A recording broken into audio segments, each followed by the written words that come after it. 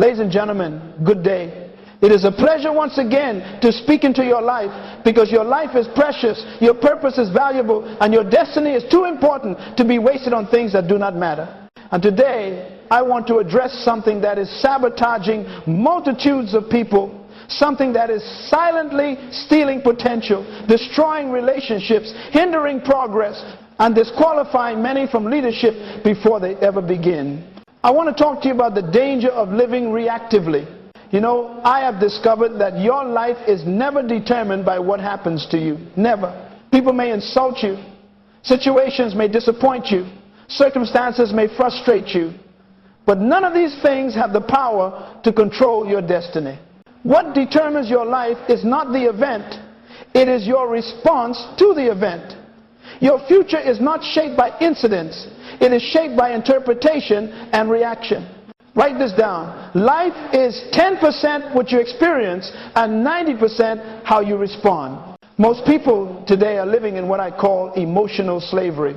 They are governed by impulses, imprisoned by feelings, controlled by comments, and hijacked by circumstances. They don't lead their emotions lead them. They don't respond with intention. They react with instinct. And whenever reaction becomes your default mode, you surrender control of your life to everything around you. Let me tell you something profound. The most powerful person in any environment is the one who is not easily provoked. Because if someone can provoke you, they can direct you. If someone can offend you, they can distract you. And if someone can distract you, they can derail you from your purpose. Many of you are not delayed because of demons. You are delayed because of distractions. You are not held back by enemies. You are held back by emotional reactions.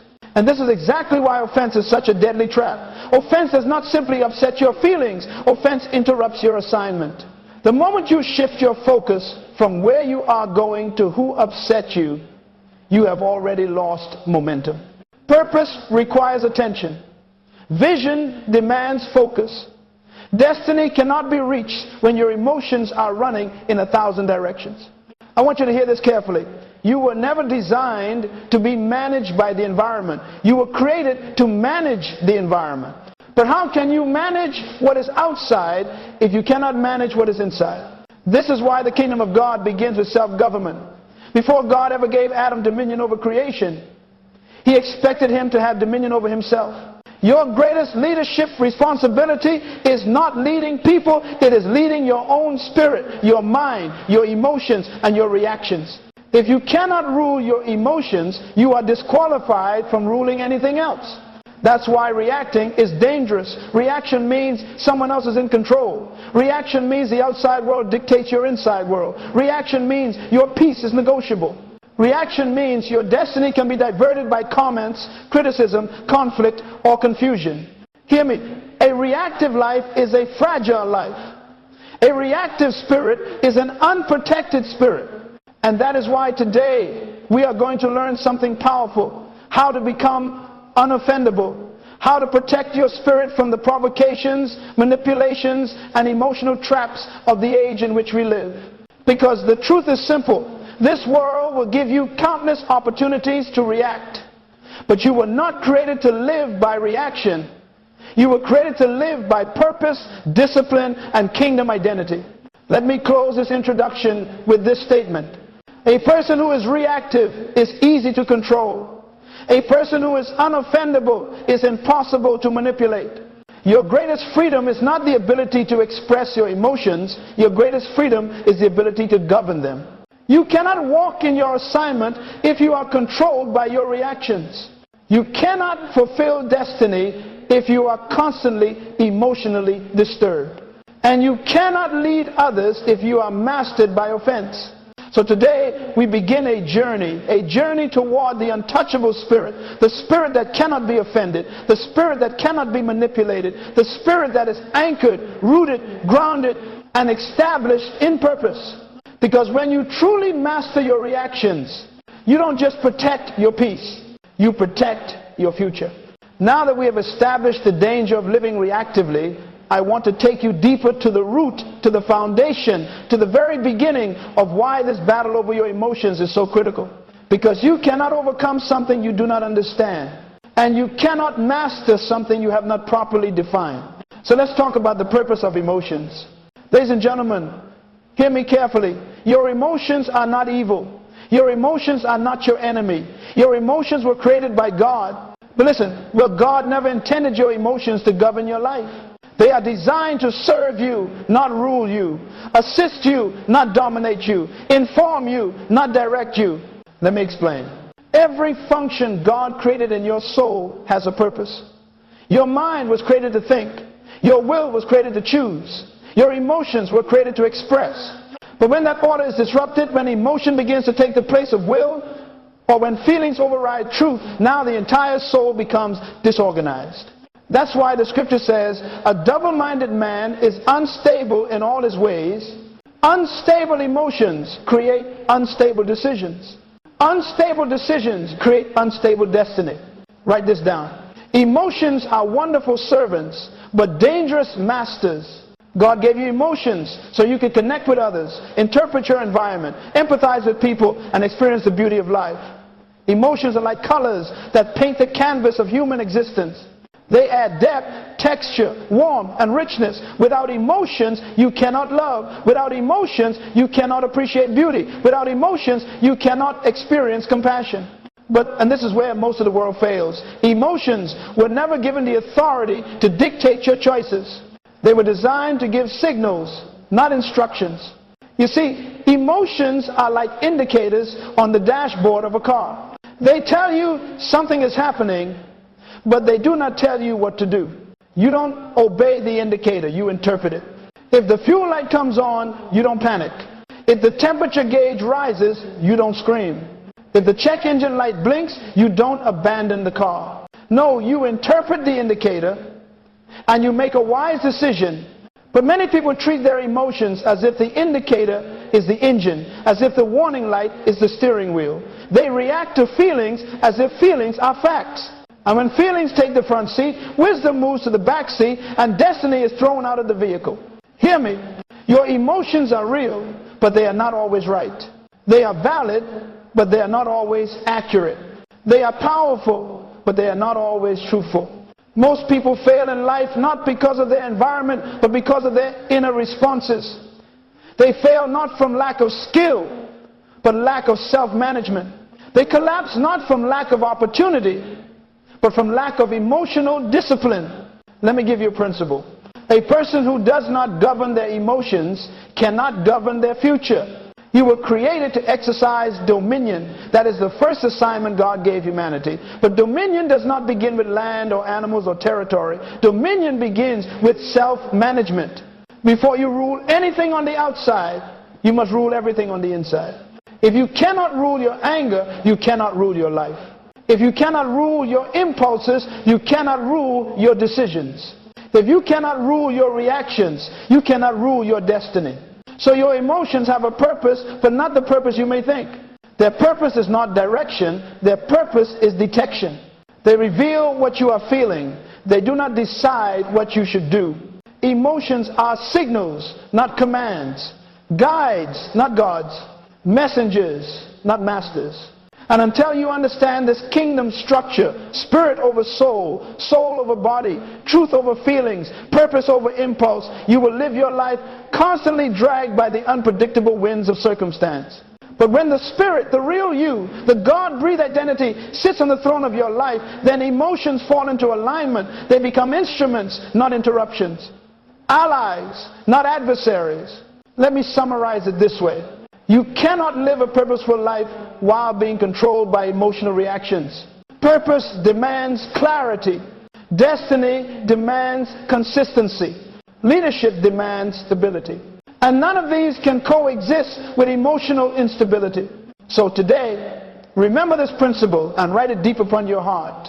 Emotions were designed to accompany you, but never to lead you. Once you understand the purpose of emotions, you are ready for the next step. And that is understanding the true cost of offense. Now that we understand the purpose of emotions, I want to take you into something even deeper. Something that silently destroys purpose, paralyzes potential, and delays destiny. And most people never recognize it until it has already done its damage. I call it the cost of offense. Listen to me carefully. Offense is one of the most efficient, most subtle, and most destructive tools ever used to derail a human being from their assignment. Not because it is loud, not because it is dramatic, but because it is effective. Offense does not need to break your body, it only needs to break your focus. It does not need to defeat you, it only needs to distract you. And the moment you become distracted, you are no longer advancing toward your purpose. I want you to write this down. Offense is the enemy of progress. Every time you stop to react emotionally, you pause the movement of your destiny. When someone triggers you and you drop everything to defend your ego, you lose time, time you will never get back. When you allow anger to hijack your decisions, you lose accuracy. When you dwell on what someone said, you lose clarity.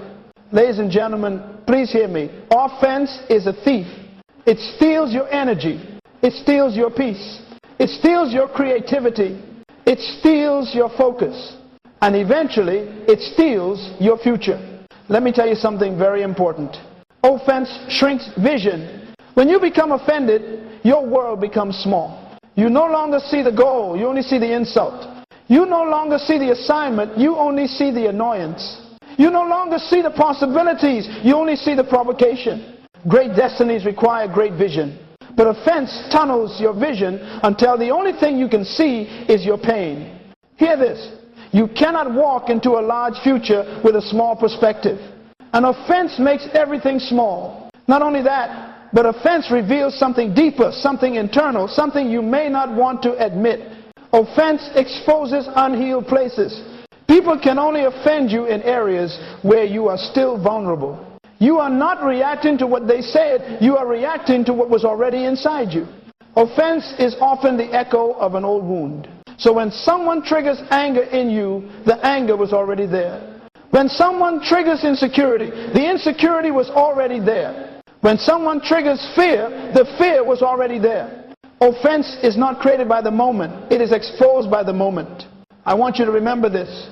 You cannot be offended without your agreement. Offense requires your participation. It cannot enter your life until you open the door. This is why it is so costly, because to be offended, you must willingly pause your purpose to engage in emotional warfare that yields no reward. Offense interrupts divine timing. Some of you have missed opportunities, promotions, relationships, breakthroughs, not because God denied them, but because offense delayed you long enough for someone else to step into them. You cannot walk in purpose if you keep stopping to chase emotional fires. This next point is very important. Offense does not only waste time, it wastes energy. The emotional energy used to argue, defend, retaliate, complain, and replay events in your mind, that energy should have been used to build, create, innovate, serve, and advance. Every minute spent offended is a minute stolen from your future. Let me put it another way. Your destiny is too expensive to spend on cheap emotions. And here is the final truth I want to give you in this section. The enemy does not need to destroy you. He only needs to distract you. If he can make you offended, he can make you reactive. If he can make you reactive, he can make you inconsistent. If he can make you inconsistent, he can make you ineffective. And if he can make you ineffective, he can remove you from your assignment without ever touching your life. That is why offense is so dangerous. It is not an emotional moment. It is a spiritual trap. A trap designed to keep you busy with the wrong battles while ignoring the right responsibilities. So hear me. Offense is not about the person who hurt you. It is about the purpose you are abandoning. That is the true cost. Not your feelings, not your pride, but your purpose. This is why you must learn how to protect your heart from offense and train your mind to stay anchored in your assignment.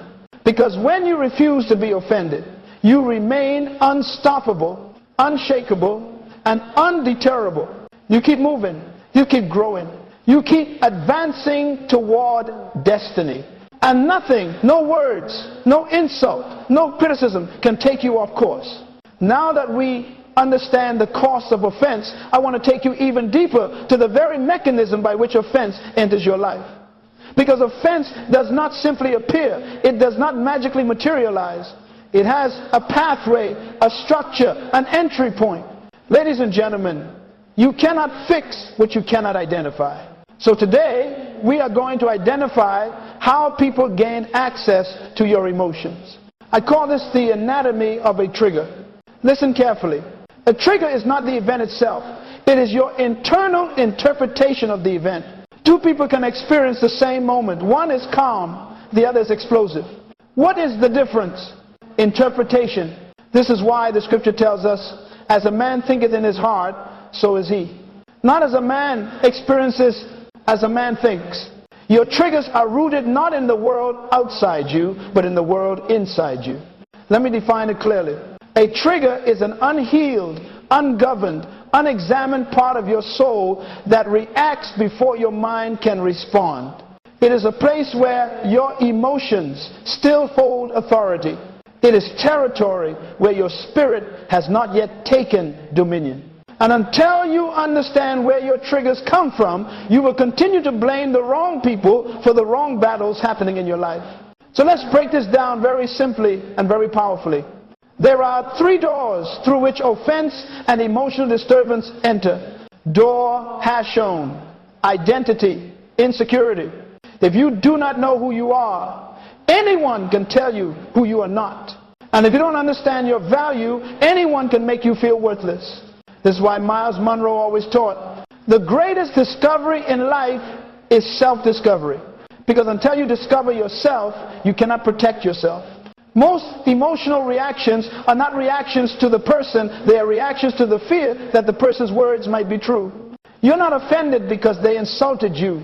You're offended because you secretly believe it might apply to you. So the first door is simple. A weak identity creates a trigger-ready soul. If your identity is rooted in opinion, then opinion becomes your master. If your identity is rooted in affirmation, then criticism becomes your enemy. But if your identity is rooted in purpose, then nothing can steal your stability. Door hash 2, emotional history. A trigger is rarely about the present moment. It is the echo of a past wound. Someone raises their voice and suddenly you're not in the conversation, you're back in childhood. Someone disrespects you and you're not hearing them, you're hearing every rejection you ever faced. Someone ignores you and you feel invisible, not because of the moment, but because of the memory. Hear me. A trigger is the past intruding on the present. It is the unresolved claiming authority over the now. It is history stealing the opportunity of today. This is why healing is essential. Not optional, essential. Because every unhealed wound becomes a trigger point. And every trigger point becomes a doorway for offense. Door hash 3, mental habits. Not every trigger is emotional, some are habitual. Your mind develops patterns. And whatever pattern you repeat becomes your automatic response. If you have spent years rehearsing negativity, offense becomes your default. If you have trained your mind to assume the worst, then every comment feels like an attack. If you live in survival mode, you interpret everything as danger. Write this down. Your life always moves in the direction of your most dominant thoughts. If your thoughts are untrained, your reactions will be undisciplined. If your thoughts are undisciplined, your emotions will be unpredictable. And unpredictable emotions produce an unstable life. Now hear me, because this is the most important truth in this section. People can only trigger what you haven't mastered. That means the real battle is not with them, it is with yourself. If someone calls you worthless but you know your worth, you don't react. If someone tries to provoke anger but you have mastered anger, you stay calm. If someone questions your identity but your identity is secure, you remain unshaken. You cannot be triggered in areas where you are healed. You cannot be offended in areas where you are whole. You cannot be manipulated in areas where you are disciplined. This is why the enemy fights your self-control more than anything else. Because if he can access your emotions, he can influence your direction. He cannot choose your destiny, but he can disrupt your focus. And if he disrupts your focus long enough, you will miss your divine appointment. Ladies and gentlemen, hear this final statement. A trigger is proof of territory you have not yet ruled. It is not a shameful thing, it is a revelatory thing. It shows you where your next level of growth must occur. And that is why the next part is so vital, because now that you see how offense enters, you must learn how to build the kingdom mindset that keeps offense out. Now that we have exposed the anatomy of a trigger, I want to take you into something far greater, far deeper, and far more powerful. Because understanding your triggers is only the beginning. Avoiding offense is only the first step. The real transformation comes when you embrace a mindset, a way of thinking that makes you unoffendable from the inside out. Ladies and gentlemen, this is where the kingdom becomes essential. You cannot master your emotions with worldly thinking. You cannot control your reactions with secular psychology alone. You cannot regulate your internal world if you are depending on external methods. No. To become unoffendable, you must adopt a kingdom mindset, a way of thinking rooted in eternal truth, not temporary motion, a perspective grounded in identity, not insecurity, a mentality built on purpose, not impulse. This is why Jesus spoke so much about the kingdom, not religion, not rituals, not feelings, the kingdom. Because the kingdom is a government, and governments operate by laws, principles, and order. Write this down. Where there is no order, emotions rule. Where the kingdom rules, emotions submit. Let me take you step by step into this transformation. 1. Identity. Before emotion, the foundation of the kingdom mindset is identity. This was one of the pillars of my life's teachings, because without knowing who you are, you cannot know what to tolerate, what to ignore, or what to rise above. Hear me. Emotional instability is always a sign of identity instability. If you don't know who you are, anyone can make you react. But when you know your identity, people lose their power over your emotions. When you understand, I am a child of God, I am filled with purpose, I am chosen, I am assigned, I am needed by my generation, then suddenly the opinions of others become background noise. Your identity becomes your foundation, and your emotions fall in line. Because identity gives you posture. Identity gives you stability. Identity gives you dignity. Identity gives you composure. And composure is the hallmark of emotional mastery. 2. Vision over reaction. Next, the kingdom mindset prioritizes vision. A person with vision does not react to everything they don't have the time. Their energy is already reserved for something greater. Write this down. Vision decides which battles are worth fighting. Some of you are fighting battles that have no profit. You are reacting to things that do not matter. You are allowing petty moments to interrupt powerful missions. A visionary does not respond to noise. A visionary responds to purpose. When you know where you're going, you become selective about what deserves your emotional investment. Not everything qualifies. Not everything earns a reaction. Not everything deserves your attention. Your emotions follow your vision, not the other way around. 3. Purpose over pressure. The kingdom mindset also prioritizes purpose. Purpose is stronger than emotion. Purpose is greater than offense. Purpose is bigger than irritation. When you live by purpose, you realize that every moment of reaction is a moment stolen from your assignment. Every emotional outburst is time subtracted from your destiny. Purpose gives you what I call emotional immunity. The ability to absorb provocation without losing direction. Purpose turns pressure into discipline. Purpose turns insults into irrelevance. Purpose turns offense into opportunity. Hear me. A purposeful person is hard to offend because they are too focused on becoming who they were born to be. 4. Authority over atmosphere. The kingdom mindset restores authority over your internal climate. The average person lets the environment dictate their mood. If the room is tense, they are tense. If someone is rude, they become reactive. If things go wrong, they collapse emotionally. But in the kingdom, you don't enter an atmosphere, you set the atmosphere. You don't absorb people's spirit, you carry your own. You don't reflect their mood, you establish yours. You are not a thermometer, you are a thermostat. You don't measure conditions, you change them. Write this down. You have the authority to determine the emotional temperature of your life. And when you embrace this authority, suddenly people cannot push your buttons anymore. Not because they stop trying, but because the buttons no longer respond. 5. The spirit over the soul. Finally, the kingdom mindset puts your spirit back on the throne. Most people live in reverse order. Feelings first, decisions second, spirit last. That is chaos. That is disorder. That is instability. But the kingdom reorders your internal hierarchy. Spirit, mind, emotions, body. Where the spirit governs the mind directs the emotions, and the body follows the emotions, all in perfect alignment. When your spirit is in charge, your emotions cannot overthrow your thoughts.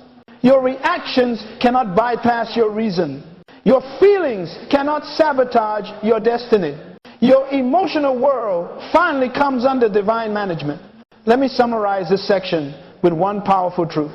The safest place to store your emotions is under the authority of your purpose. Because when your mind is kingdom aligned, your emotions lose the power to derail your destiny.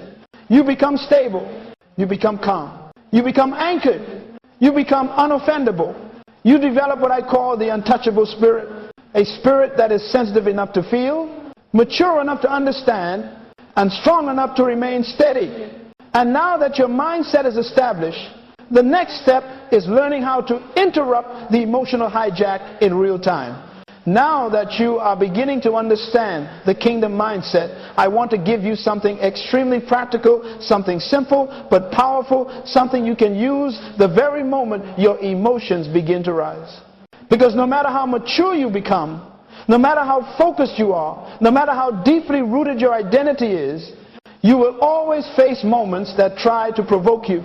You cannot control what life presents to you, but you can control how you respond. So today, I want to introduce you to what I call the pause principle. Ladies and gentlemen, hear me well. Between every stimulus and every response, there is a sacred moment of choice.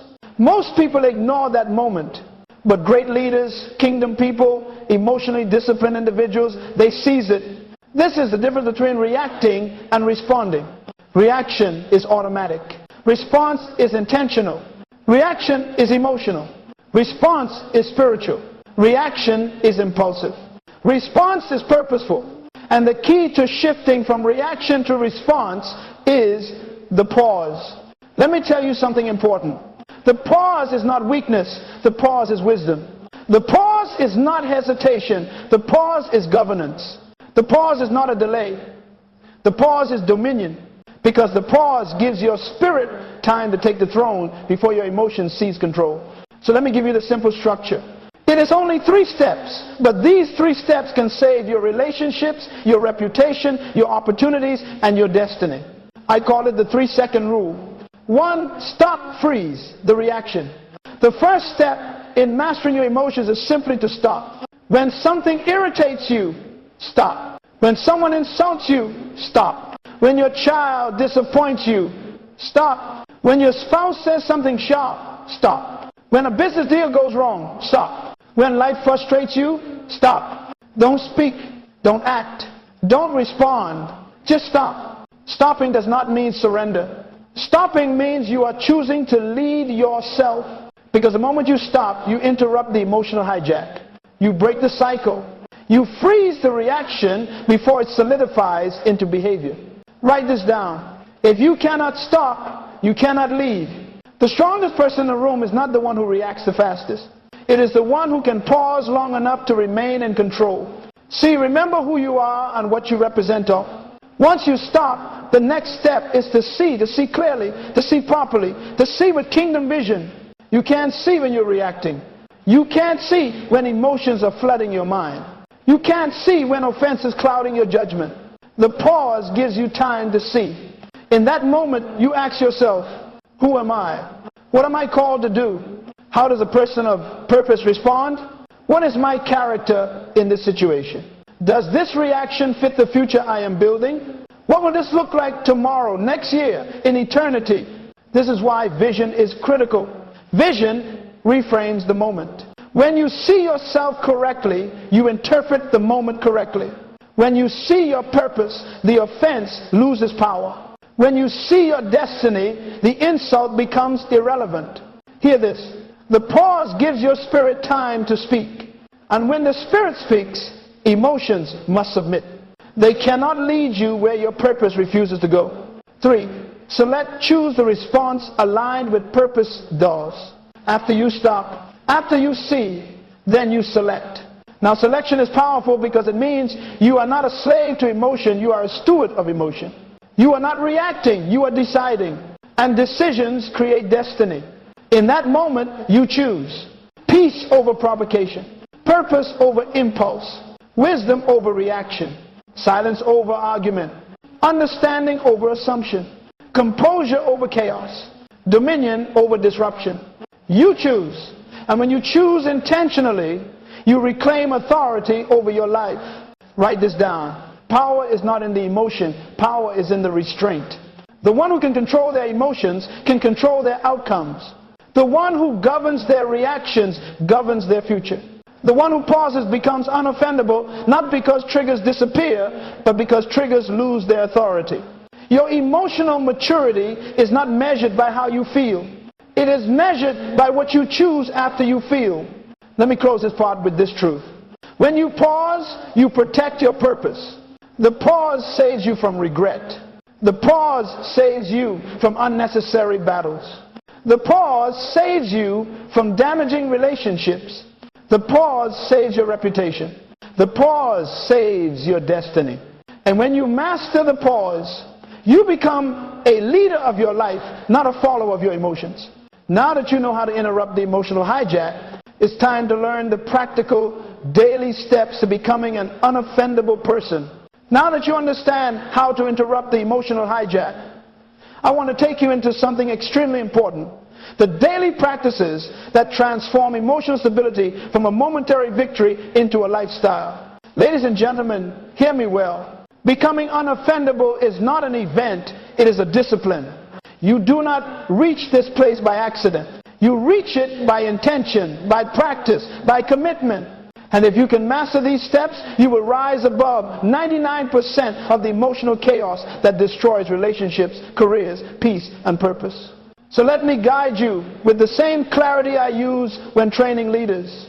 Here are the 7 practical steps to becoming unoffendable. Step 1, clarify your identity daily. Every morning, the world wakes up to tell you who you are. If you don't tell yourself first, you will believe the wrong voices. Write this down. Who you think you are determines what can offend you. If your identity is small, your offense will be large. If your identity is unstable, your emotions will be uncontrollable. If your identity is unrooted, you will be swayed by every opinion, comment, or criticism. So each morning, before you check your messages, before you face the day, affirm your kingdom identity. I know who I am. I know why I am here. I am not moved by opinions. I am led by purpose. I am stable, secure, anchored. Because when identity is clear, offense cannot stick. Step 2, choose your environment intentionally. Let me tell you something that will change your life. Your environment influences your emotions more than your intentions do. You cannot expect emotional peace if you constantly surround yourself with emotional turbulence. You cannot expect stability if you live among chaos. You cannot expect maturity if everyone around you lives in reaction. Your environment is shaping you, whether you realize it or not. So examine your circle. Do they feed your peace or provoke your spirit? Do they encourage your growth or trigger your wounds? Do they challenge your purpose or distract your focus? You cannot carry a calm spirit in a conflicted community. Choose your environment intentionally, because your environment becomes your emotional atmosphere. Step 3, train your mind through exposure. Your mind is always absorbing. It becomes whatever it is consistently exposed to. If you consume negativity, you become negative. If you consume offense, you become offended. If you consume fear, you become fearful. So change your exposure. Feed your mind principles. Expose your mind to truth. Fill your mind with purpose. Read, study, listen, meditate, because the kingdom mindset is not built in crisis, it is built in quietness long before the crisis ever comes. A trained mind produces a stable emotional life. Step 4, remove emotional parasites. A parasite is something that drains you while pretending to be connected to you. Some relationships do not feed you, they bleed you. Some people do not lift you, they limit you. Some conversations do not build you, they burden you. Hear me. You cannot be unoffendable while keeping relationships that live on offense. Emotional parasites, gossipers, complainers, manipulators, emotional dependents, drama addicts, negative personalities, easily offended people. These individuals transfer their instability into your spirit. You must lovingly but firmly remove emotional parasites from your inner circle, because you cannot walk in emotional freedom while keeping company with emotional captivity. Step 5, practice silent strength. Silence is one of the most powerful tools of emotional mastery. Silence is not weakness. Silence is not surrender. Silence is not passivity. Silence is strategic self-government.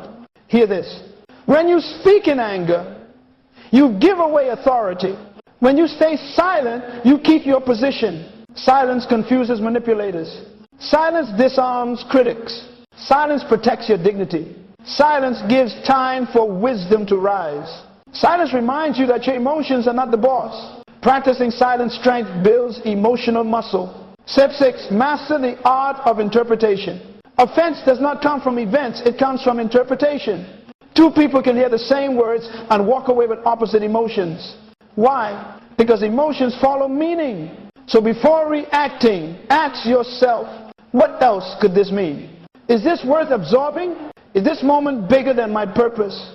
Is this interpretation rooted in truth or insecurity? Write this down. Emotional mastery is the mastery of meaning. When you control the meaning, you control the emotion. Step 7, protect your peace like property. Peace is not free, it is property. It is territory. It is ground you must defend. Most people protect their homes more than their hearts. They protect their phones more than their thoughts. They protect their schedules more than their spirit. But your peace is the most valuable possession you have. You must guard it, invest in it, preserve it, defend it. Because peace is the atmosphere where purpose thrives. Peace is the environment where ideas grow. Peace is the space where God speaks. And peace is the evidence that you are becoming unoffendable. Let me close this section with a clear truth. Emotional stability is not produced by one big decision. It is produced by 1,000 small disciplines repeated daily. When you practice these steps consistently, offense loses its grip. Triggers lose their authority. People lose their power over your emotions. Then you begin to rise not as a reactive individual, but as a grounded, principled, kingdom-minded leader. Now that we have laid the foundation of these practical steps, it is time to explore something even higher. The unoffendable life, the mark of a true leader. Now that you understand the discipline of becoming unoffendable, I want to lift you even higher, because emotional mastery is not merely about protecting your peace. It is about stepping into leadership. It is about fulfilling purpose. It is about representing the kingdom with excellence. Ladies and gentlemen, hear me well. The unoffendable life is the mark of a true leader. Leadership is not measured by charisma, talent, or public applause. Leadership is measured by self-management. Leadership is measured by composure under pressure. Leadership is measured by the ability to remain stable when others fall apart. Let me tell you something powerful. People do not follow emotions, they follow stability.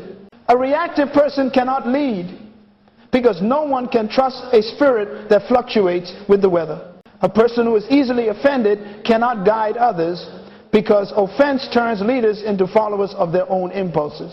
So the unoffendable life is not optional. It is essential. It is not a luxury. It is leadership.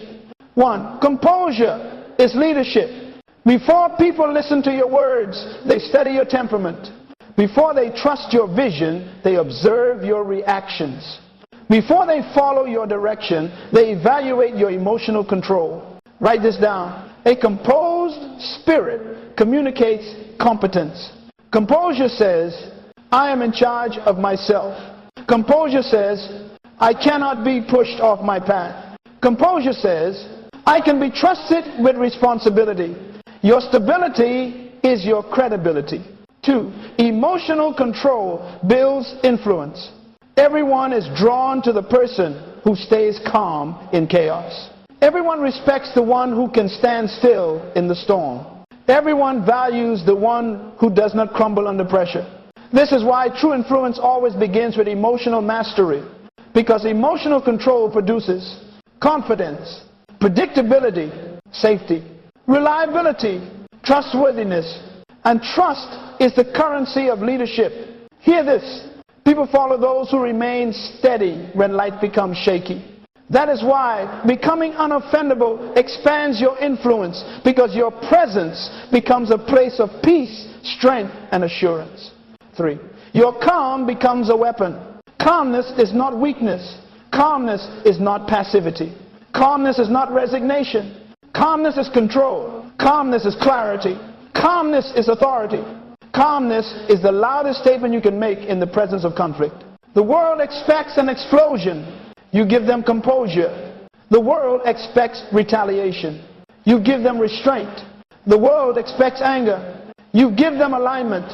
This is why calmness is a weapon, because it disarms those who want to provoke you, confuses those who want to manipulate you, and elevates you above those who want to drag you into emotional chaos. Write this down. When you refuse to react, you take back the power. You choose the battlefield. You define the atmosphere. You set the tone. Your calmness becomes your strength. 4. The world needs leaders, not reactors. This generation does not lack information. This generation lacks emotional maturity. People are drowning in sensitivity, drowning in reactions, drowning in offense. Everyone is triggered. Everyone is defensive. Everyone is emotionally fragile. What the world needs is not more reactors, it needs leaders. Leaders who refuse to be governed by feelings. Leaders who refuse to be manipulated by emotions. Leaders who carry peace into conflict. Leaders who remain anchored when everything else is drifting. This is what Jesus meant when he said, "Blessed are the peacemakers," not peacekeepers, peacemakers. People who create peace through stability, discipline, and wisdom. This is what kingdom leadership looks like. 5. The unoffendable spirit is the highest form of inner strength. Some people think strength is shouting. Some think strength is dominating. Some think strength is reacting quickly. Some think strength is emotional intensity. But true strength is emotional constancy. True strength is internal self-government. True strength is the ability to feel without falling apart. True strength is the ability to remain in purpose while others drown in distraction. Write this down. There is no greater evidence of maturity than emotional sovereignty. When you cannot be offended, you cannot be manipulated. When you cannot be provoked, you cannot be controlled. When you cannot be emotionally hijacked, you cannot be derailed. You become unshakable. You become unmovable. You become untouchable. This is the mark of a leader. This is the mark of someone who walks in dominion. This is the mark of someone who understands the kingdom. Let me say it plainly. There is no greater power than a spirit that cannot be offended, because that spirit is free. Free from people, free from fear, free from insecurity, free from reaction, free from emotional bondage. It is free to lead, free to think, free to build, free to dream, free to pursue purpose. It is free to become everything God intended. And now that we understand the power of this unoffendable life, we will bring this entire teaching home by stepping into the final section. The call to rise into your untouchable destiny. Ladies and gentlemen, we have walked through a journey together, from understanding the danger of reactive living, to exposing the anatomy of triggers, to embracing the kingdom mindset, to practicing the pause, to mastering discipline, and finally, to rising into the unoffendable life, the life of a true leader. And now, as we close, I want to speak directly to your spirit, because everything you have heard, every principle, every truth, every revelation, was not meant to entertain you. It was meant to transform you. It was not meant to inspire you temporarily. It was meant to redefine your identity permanently. This final moment is not a conclusion. It is a commissioning. It is a calling. It is a divine invitation to step into a version of yourself that the world has never seen. So hear me with your heart. You were not designed to be ruled by emotions. You were not created to be controlled by offense. You were not born to react. You were born to lead. Offense is beneath you. Emotional chaos is beneath you. Instability is beneath you.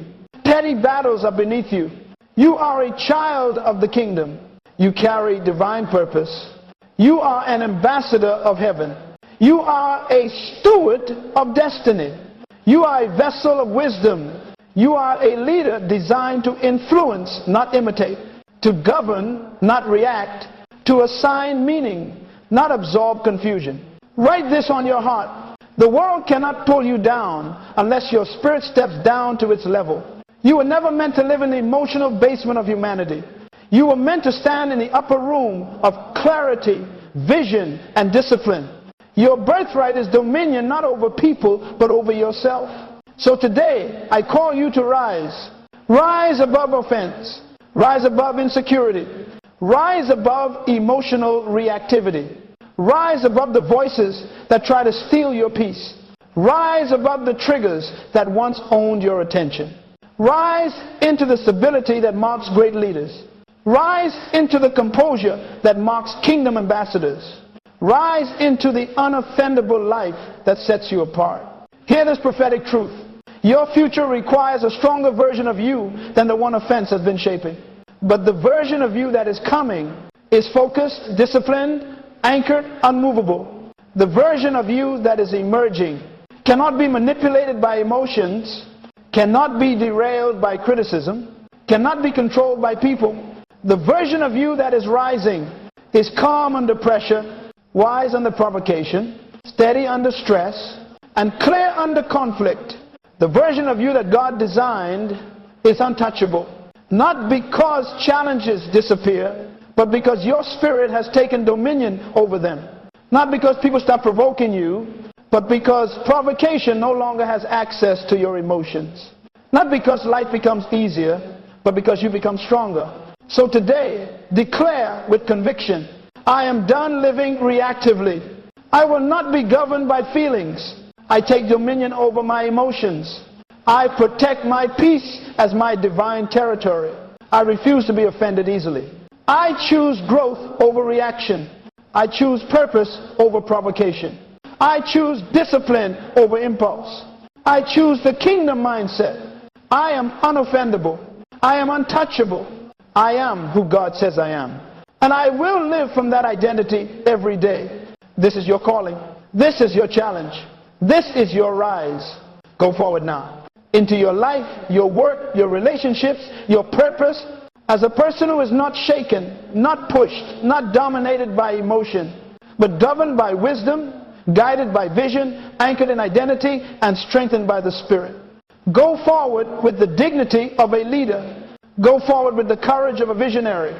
Go forward with the stability of a kingdom citizen. Go forward with the confidence of one who has mastered themselves. And may your life become the evidence that the greatest power on earth is not the ability to control others, but the ability to control yourself. Ladies and gentlemen, become untouchable. The world is waiting for that version of you.